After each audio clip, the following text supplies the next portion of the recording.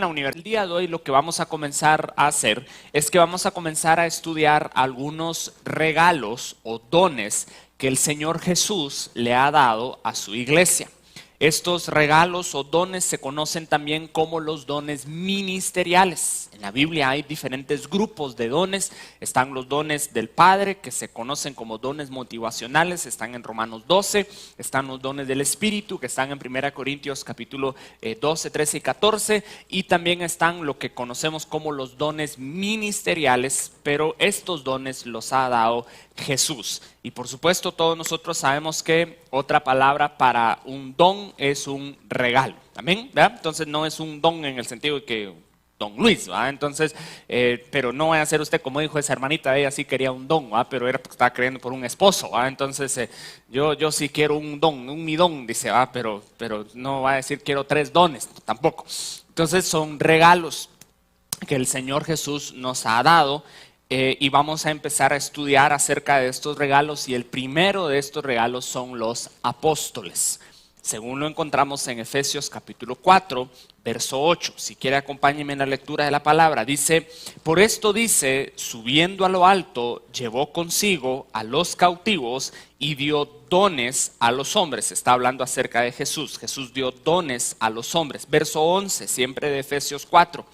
Dice: y él mismo constituyó a unos apóstoles, a otros profetas, a otros evangelistas, a otros pastores y maestros, a fin de perfeccionar a los santos para la obra del ministerio, para la edificación del cuerpo de Cristo, hasta que todos lleguemos a estar unidos por la fe y el conocimiento del Hijo de Dios. Entonces tengo una pregunta para usted esta tarde, mi amado hermano. ¿Cuántos santos hay aquí en este lugar? A ver, levanta la mano todos los santos. Si usted ha aceptado a Jesús como Señor y Salvador, usted es santo. Entonces todos nosotros somos santos, y como santos nosotros tenemos un llamado de parte de Dios. Todos nosotros tenemos un llamado de parte de Dios. Pero para poder ejercer nuestro llamado necesitamos ser equipados.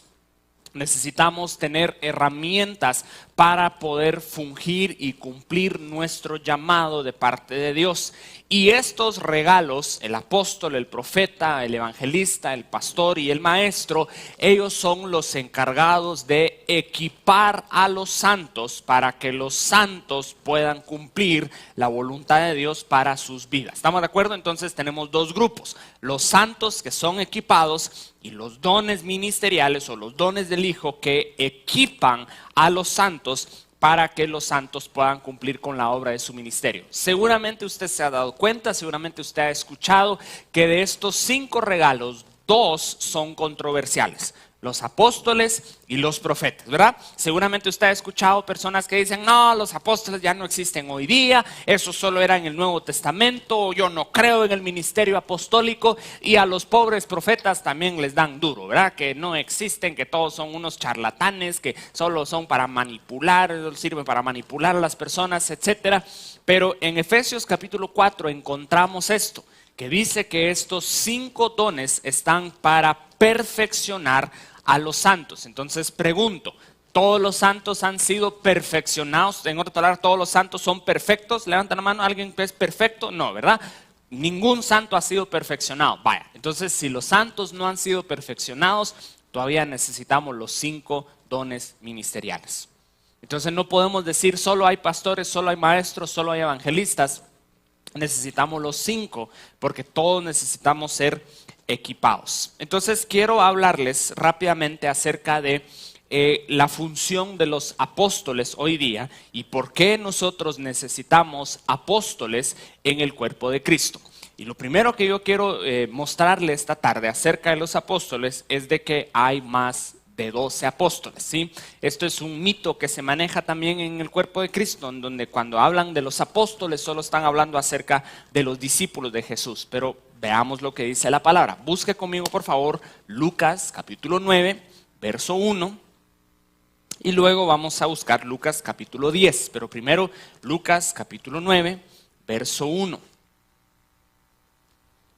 Lucas capítulo 9, verso 1 dice: Jesús reunió a sus 12 discípulos y después de darles poder y autoridad para expulsar a todos los demonios y para sanar enfermedades, vea esta frase, los envió a predicar el reino de Dios y a sanar a los enfermos. Los envió. Entonces, esto es muy importante. La palabra apóstol significa alguien enviado. ¿Qué significa la palabra apóstol? Alguien enviado, ¿sí? La palabra apóstol es una palabra que significa enviar. Entonces, aquí cuando dice que Jesús envió a sus discípulos, se podría traducir también como que los hizo apóstoles. Los nombró apóstoles porque los está enviando. Y podemos ver eso en el verso 10, siempre de Lucas 9. Dice, cuando los apóstoles regresaron, le contaron a Jesús todo lo que habían hecho.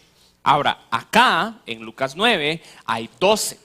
Pero yo le voy a demostrar que según la Biblia hay más de 12. Vea lo que dice Lucas 10. Lucas 10, verso 1. Dice, después de esto, el Señor eligió a otros 72. Entonces aquí ya no hay 12, aquí hay 72.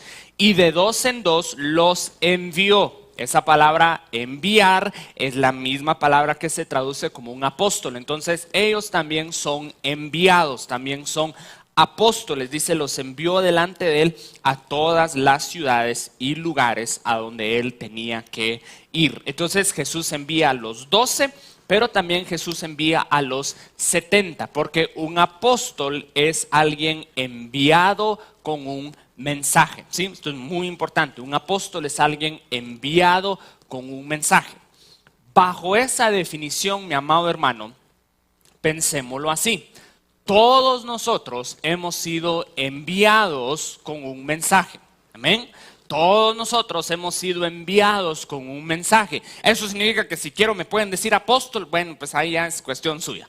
Pero todos nosotros hemos sido enviados a alguna área de la vida. No todos hemos sido enviados al ministerio, pero todos hemos sido enviados tal vez al mundo de los negocios, tal vez al mundo de las empresas, tal vez al mundo del derecho o de la medicina o de la arquitectura. Tal vez hemos sido enviados a ser amas de casa, tal vez hemos sido enviados a tratar o a trabajar con personas de una cierta área o cierta demográfica. Entonces todos nosotros como santos hemos sido enviados, y los que nos envían, las personas que nos ayudan a ser enviados, son los apóstoles.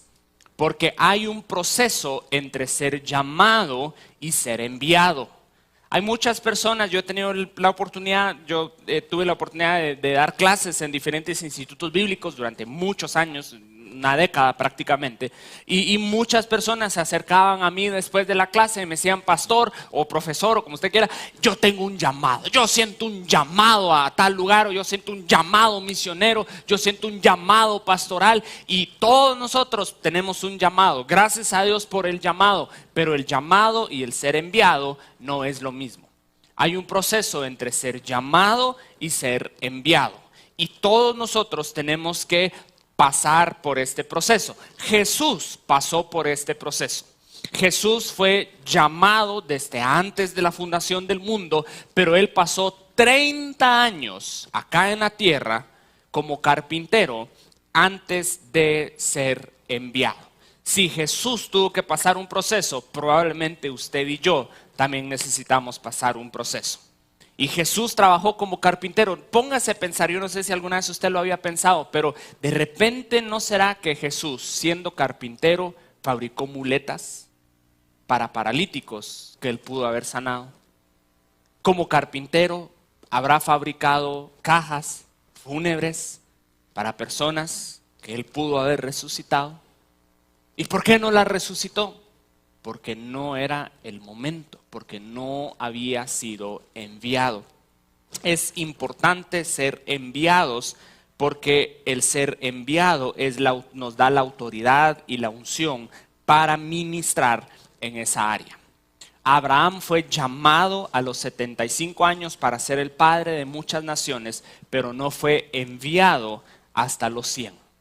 Moisés no fue, él fue llamado desde su nacimiento para liberar al pueblo de Israel de la esclavitud en Egipto, pero el problema muchas veces es que entre el proceso de ser llamado y ser enviado, nosotros intentamos cumplir el llamado de Dios en nuestras vidas, en nuestras propias fuerzas, en nuestra propia carne. Abraham se desespera de estar esperando y él dice, ¿saben qué? Ya no quiero seguir esperando, yo voy a cumplir el llamado en mis propias fuerzas, y tiene a Ismael de Agar.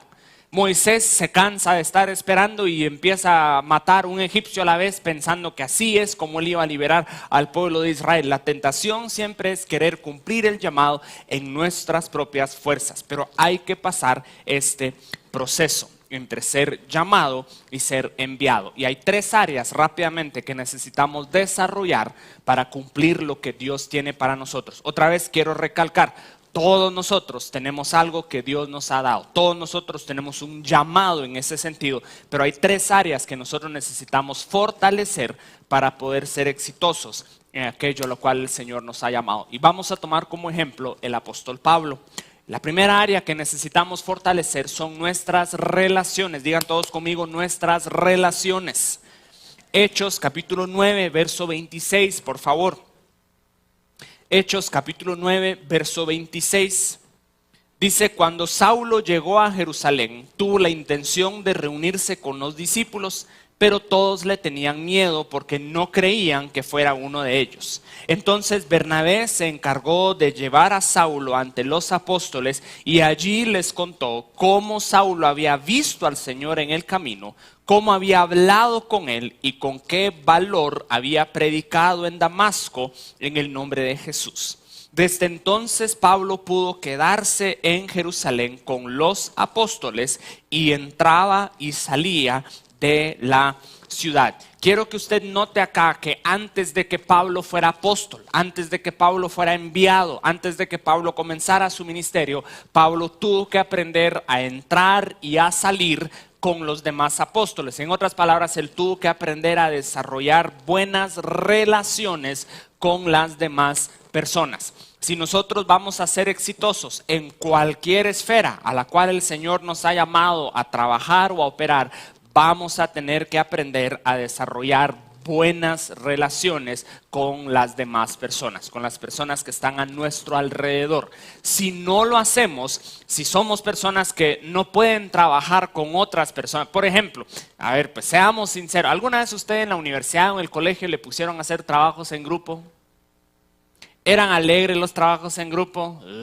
No, era, bueno, por lo menos a mí no me gustaba, porque siempre era uno el que terminaba haciendo todo el trabajo y los otros solo llegan a poner su nombre ahí al final de la presentación, ¿verdad? O al final de la exposición o cualquier cosa.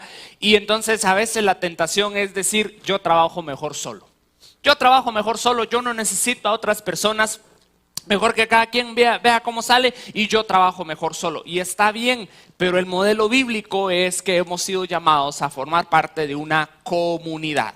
Y para eso necesitamos de otras personas. La analogía que se utiliza en la Biblia es la analogía del cuerpo de Cristo.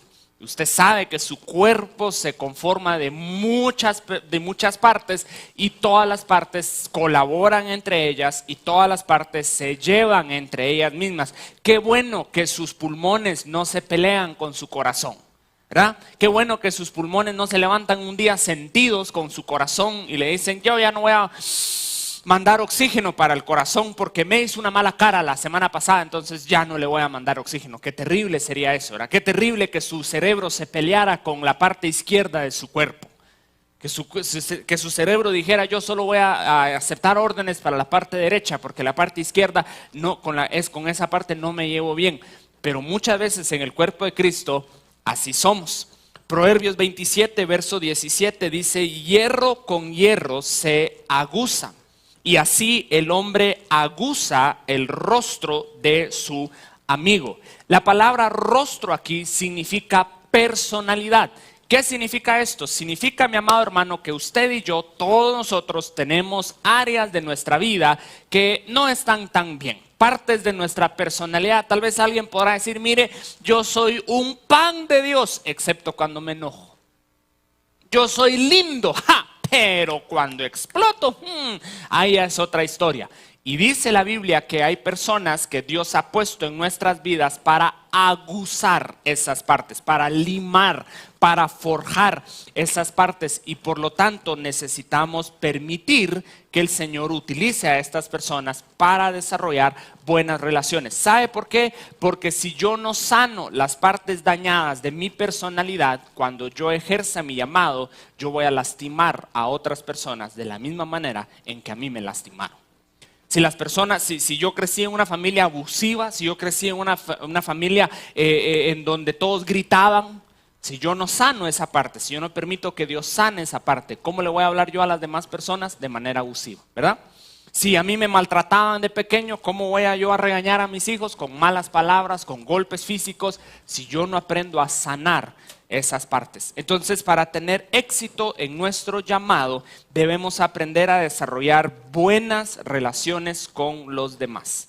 Y esto implica, por ejemplo, entre otras cosas, saber estar bajo autoridad. ¿Cuál es la clave, mi amado hermano, para ejercer autoridad? Estar bajo autoridad. Un buen seguidor hace un buen líder.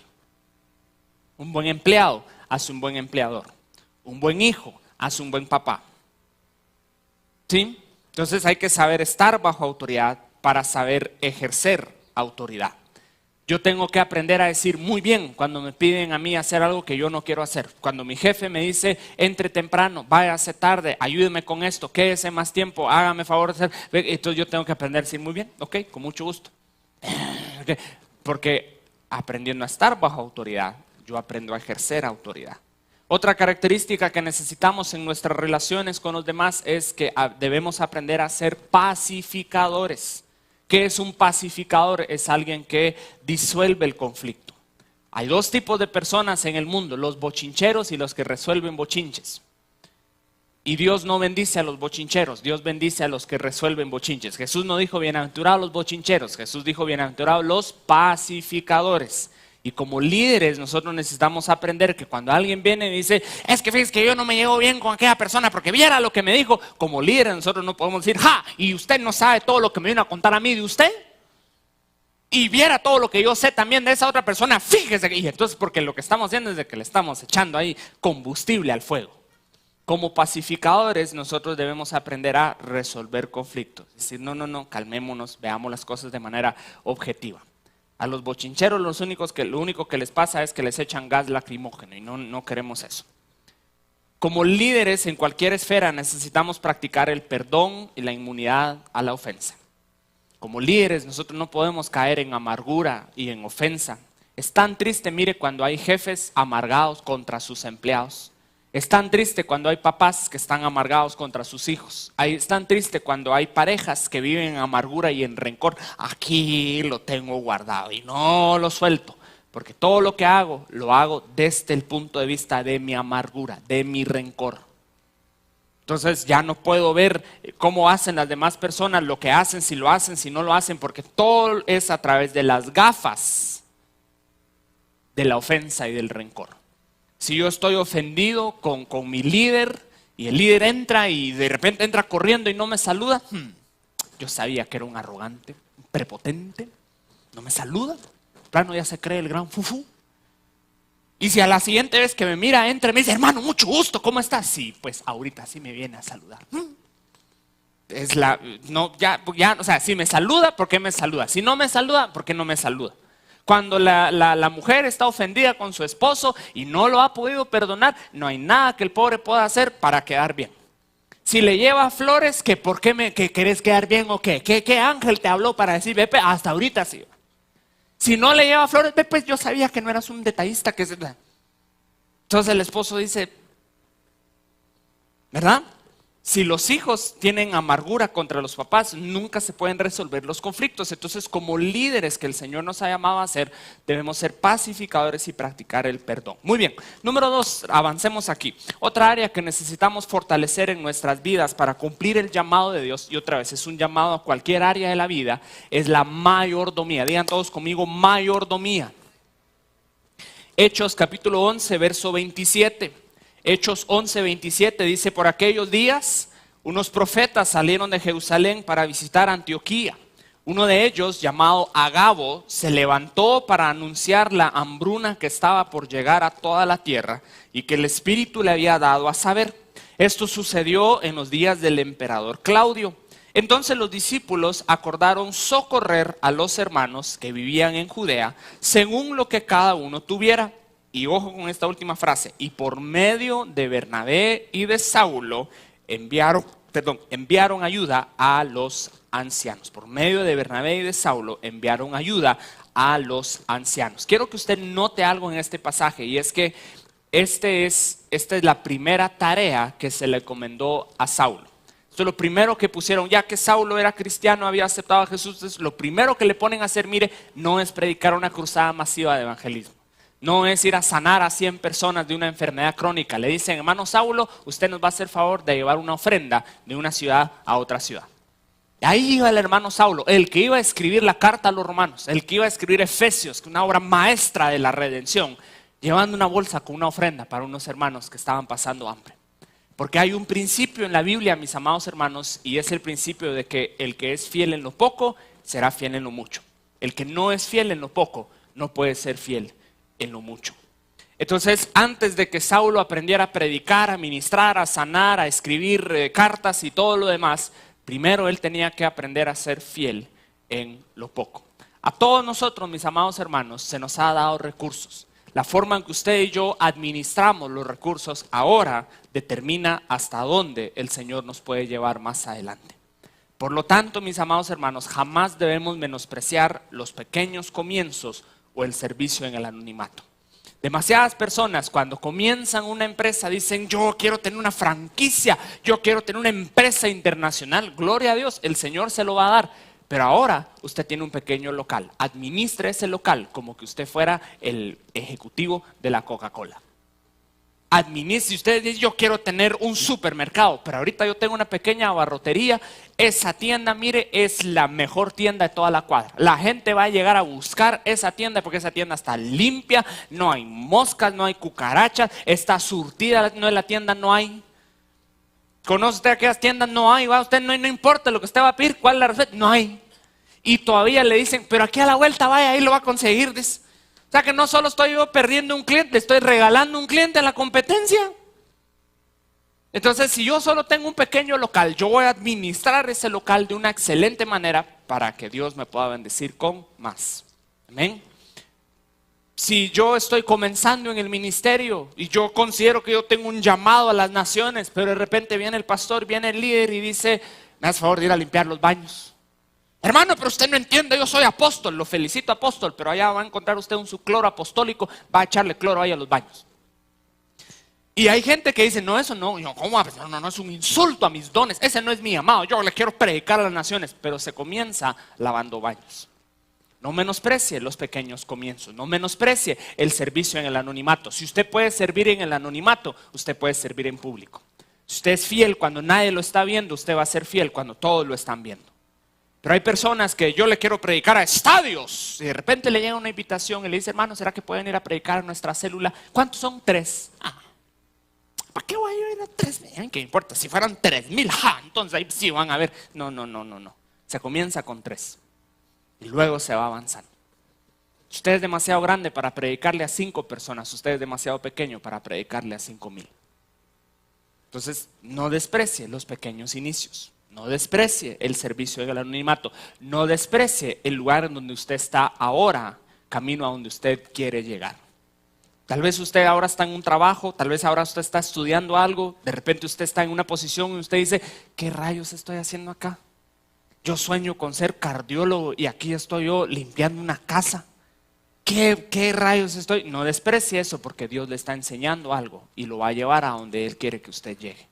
No diga, ¿por qué estoy estudiando esto si no tiene nada que ver con mi sueño? Pero algo usted va a aprender ahí que le va a servir más adelante. Entonces seamos buenos mayordomos. Hay 3 cosas que todos nosotros necesitamos aprender a administrar: dinero, tiempo y energía. Dinero, tiempo y energía. Y una de las cosas más fáciles de aprender a administrar es el dinero. El dinero es fácil de aprender. ¿Por qué? Es suma y resta. 5 más 5, ¿cuánto es? Toda la vida, todo el universo, toda la eternidad, 5 más 5, entonces es fácil. En otras palabras, si yo tengo 4,000, yo no puedo gastar 5,000. Si a mí me pagan 4,000, yo no puedo gastar. Yo tengo que ver cómo hago para gastar menos. Eso es fácil. Administrar dinero es relativamente fácil. Pero aprender a administrar recursos humanos, por ejemplo, administrar personas, es mucho más difícil. Primero aprendamos a administrar mis propias finanzas, luego a ver si el Señor me permite administrar las finanzas de alguien más. Me pierdo yo solito, como me hago bolas yo con mis cuentas ahí en mi casa y así quiero yo llevarle las cuentas a mi empresa, a mi negocio. No, no se puede. Entonces, dinero, tiempo y energía. Y todos nosotros luchamos más o menos en alguna de estas áreas. Puede ser que usted sea muy bueno con su dinero, pero no tenga tiempo, no tiene tiempo para nada. Puede ser que usted es muy, tal vez el dinero más o menos, pero sí le alcanza el tiempo. Otras personas tienen demasiada energía, otras personas no tienen suficiente energía. Todos tenemos que aprender a administrar el tiempo, el dinero y la energía. ¿Quieren que les sea muy sincero? Una de las áreas que a mí me cuesta administrar es mi tiempo y mi energía. A mí me cuesta administrar eso porque yo soy muy de ir a 100 por hora, siempre. Tuvimos la oportunidad de tomar un descanso después de Semana Santa y para mí fueron los días más terribles de mi vida. Pasó el lunes y yo dije, ¡ay, qué rico! El martes yo ya estaba desesperado.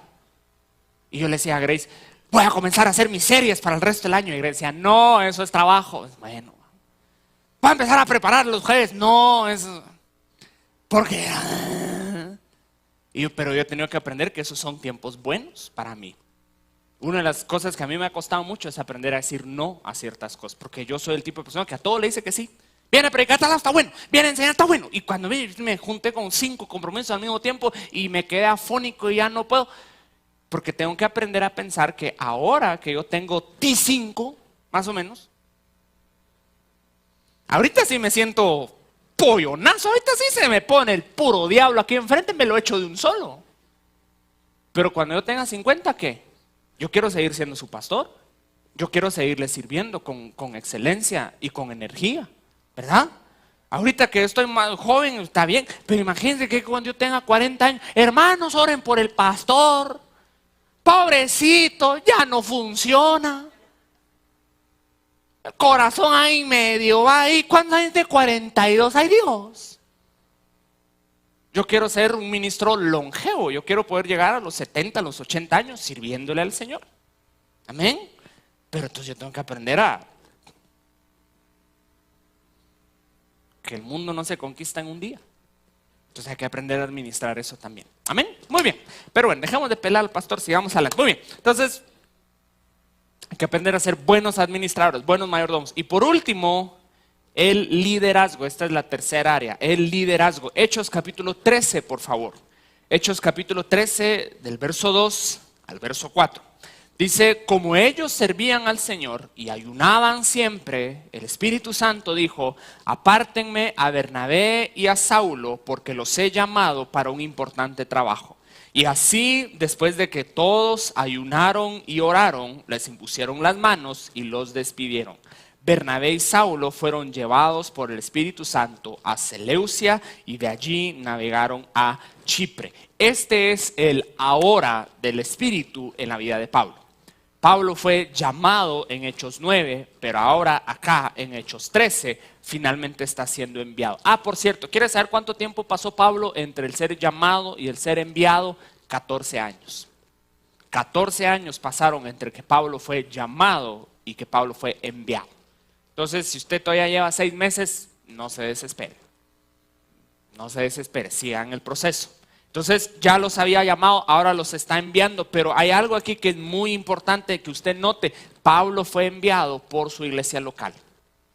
Pablo estaba comprometido con su iglesia local. El mayor de los apóstoles, el que fundó incontables iglesias, porque usted sabe que Pablo no solo fundó las iglesias a las cuales él escribe en el Nuevo Testamento, Pablo fundó un montón de iglesias, pero Pablo, a pesar de haber fundado tantas iglesias, él seguía comprometido y sujeto a su iglesia local. Y la palabra que leímos dice, los líderes lo enviaron, pero luego dice, el Espíritu lo envió. En otras palabras, el Espíritu Santo lo envió a él a través de sus líderes. ¿Qué me dice eso a mí? Me dice 2 cosas para terminar. Número 1, todos nosotros debemos tener una iglesia local. Todos nosotros debemos tener, es la voluntad de Dios, es el llamado que Dios nos ha hecho a todos a tener una iglesia local. Porque para ser enviados necesitamos ser enviados de parte de nuestra iglesia local. Otra vez, yo no creo que todos vayamos a ser enviados a Mongolia, pero de repente vamos a ser llamados o enviados al mundo de los negocios a través de nuestra iglesia local. Todos necesitamos estar comprometidos con nuestra iglesia. No, yo no necesito la iglesia, yo solito puedo. No, nadie puede solito. A nadie Dios le ha dado la unción de ser el llanero solitario. Todos nosotros necesitamos de la iglesia local. Entonces, eso es lo primero que nos enseña este pasaje. Y lo último en este pasaje es que todos por eso necesitamos el ministerio apostólico. ¿Qué es el ministerio apostólico? Mire, el ministerio apostólico no es un supercristiano. No es el mayor rango de cristiano que usted puede llegar, que mire, usted comienza siendo maestro, luego usted pasa a pastor, luego evangelista más o menos, y finalmente usted se gradúa de apóstol. No es así. Yo sé que a veces lo pintamos así. Entonces de repente el pastor cumple 30 años de ministerio y ahora ya no es pastor, es apóstol. Eso no tiene nada que ver, son dos llamados diferentes, ¿verdad? Entonces un pastor, si no es llamado a ser apóstol, va a pasar 80 años siendo pastor y va a seguir siendo pastor. Un apóstol no es necesariamente un supercristiano. Oiga, un apóstol es alguien que ayuda a equipar y a enviar a otros cristianos. Es alguien que puede dar cobertura espiritual, respaldo espiritual a los demás miembros del cuerpo de Cristo. Y eso significa, por lo tanto, que todos nosotros necesitamos del ministerio apostólico. Todos nosotros necesitamos una cobertura espiritual. ¿Cómo así? ¿Cómo así que una cobertura espiritual? Muy sencillo, vea. Todos nosotros necesitamos tener una o dos personas en nuestras vidas que podamos ir con ellos y que los consideremos nuestros mentores espirituales. Que podamos ir con ellos y decir, hermano, hermana, fíjese que me está pasando tal cosa. ¿Puede orar por mí? Con mucho gusto. Hermano, hermana, fíjese que tengo esta situación, ¿me puede dar un consejo? Todos necesitamos una o dos personas a las cuales les damos la autoridad de que nos digan cuando estamos mal. Una de las cosas más sabias que usted puede hacer es tener a alguien que le pueda decir a usted, hermano, con todo el amor del mundo, no se vaya por ahí. Con todo el amor del mundo, usted se va a ir a sopapear, véngase por acá. Y podemos decir, sí, tiene razón, todos necesitamos eso. Algunos pueden decir, ese es el pastor, ese es mi pastor, perfecto, excelente. Pero si no, busque un líder, busque un amigo cristiano. Obviamente no puede tener un apóstol ateo, ¿va? Pero ¿qué yo digo? Que le recemos a la madre naturaleza, no, ¿va? Entonces, pero alguien que usted tenga esa confianza y que le dé esa autoridad de poder decir si está bien o no. Y usted preguntará, ¿y el pastor tiene personas así? Claro que sí. Yo tengo personas en mi vida. No son muchas, porque usted no debería tener 18, solo con una o dos personas es suficiente. Pero su servidor tiene personas que son sus mentores espirituales. Yo puedo ir con estas personas y decir, mire, me está pasando esto, y ellos oran por mí, me aconsejan, pero también me corrigen. Pueden decir, mire, de repente considérelo hacer así. De repente eso no es una buena idea. Son personas de mucha experiencia, de mayor conocimiento del que yo tengo. Y todos necesitamos personas así. Entonces necesitamos ser apóstoles. Pero ¿sabe qué es lo hermoso, mi amado hermano? Que nosotros somos una iglesia apostólica. ¿Por qué somos una iglesia apostólica? Porque nuestro llamado es enviar. Mire, hay iglesias, y digo esto con todo respeto, pero hay iglesias que su visión o su misión parece ser acaparar. Ellos lo que quieren es juntar y que nadie se vaya y que nadie salga y que nadie haga nada. Nuestro propósito no es ese, todo lo contrario. De esta iglesia, mi amado hermano, saldrán apóstoles, saldrán pastores, saldrán evangelistas, saldrán profetas, saldrán maestros, amén. Personas llenas del Espíritu Santo, con dones, con señales, con milagros, con maravillas y con prodigios. De esta iglesia saldrán abogados y doctores, arquitectos e ingenieros. De esta iglesia saldrán hombres y mujeres exitosos en el área de los negocios, que con sabiduría divina pueden llevar a cabo sus asuntos en el área financiera. De esta iglesia, esta es una iglesia que somos un semillero. Estamos acá para enviar. Y parte de la forma en que nosotros hacemos eso es a través de nuestras filiales. Nosotros ayudamos a estas iglesias, les damos cobertura, les damos apoyo, estamos enviando a estas personas para que ellos también lleven el avivamiento a diferentes lugares. Tenemos la Casa del Pan, tenemos áreas de evangelismo, tenemos muchas formas de poder hacer esto. Pero una de las maneras en que vamos a empezar a hacer esto a partir del día de hoy es que esta iglesia se va a empezar a involucrar en las misiones. Las misiones son el palpitar del corazón de Dios. Las misiones son lo que mueve el corazón de Dios. A Dios le apasionan las almas.